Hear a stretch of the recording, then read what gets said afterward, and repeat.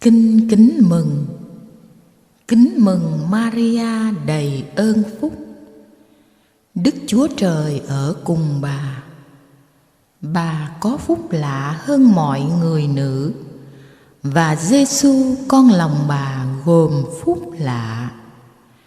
Thánh Maria Đức Mẹ Chúa Trời, cầu cho chúng con là kẻ có tội, khi nay và trong giờ lâm tử.